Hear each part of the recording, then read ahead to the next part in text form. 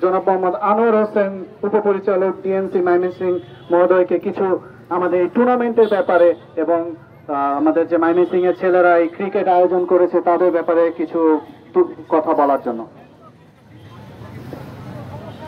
বিসমিল্লাহির রহমানির রহিম।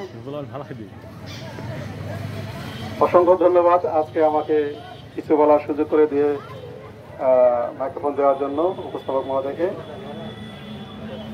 কালকের উদ্বোধনী অনুষ্ঠানেও ছিলাম এবং খেলা উপভোগ করেছি।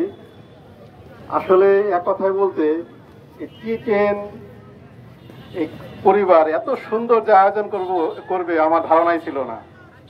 মানে আয়োজনটা খুবই চমৎকার এবং এই বলা যায় যে তরুণ টকবকে তরুণরা তাদের উদ্যোগে এত সুন্দর একটা আয়োজন করবে, মানে এটা ধারণারও বাইরে। এটা আমাকে সত্যি মুগ্ধ করেছে।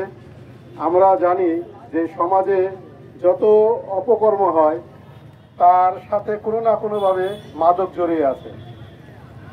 আমরা মাদকদ্রব্য নিয়ন্ত্রণ অধিদপ্তর সহ সকল আইন প্রয়োগকারী সংস্থা দিন রাত পরিশ্রম করছি মাদককে নিয়ন্ত্রণ করার জন্য, কিন্তু তারপরেও সম্ভব হচ্ছে না।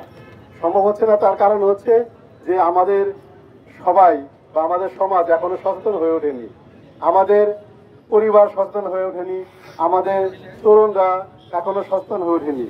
তো যদি সবাই সচেতন হতো তাহলে কিন্তু মাদককে নিয়ন্ত্রণ করা যেত। তো তারই অংশ হিসেবে, এই সচেতনমূলক কাজের অংশ হিসেবে কিন্তু আজকের এই খেলা। কারণ এই খেলাধুলা যদি তরুণরা নিয়োজিত থাকে তাহলে তারা সুস্থ সুন্দর মনের অধিকারী হবে, তারা মাদক থেকে দূরে থাকবে, এই স্মার্টফোনের যে অপকর্ম সেটা থেকে দূরে থাকবে, তারা নিজেকে সুন্দরভাবে গড়ে তুলতে পারবে। তারা একদিকে যেমন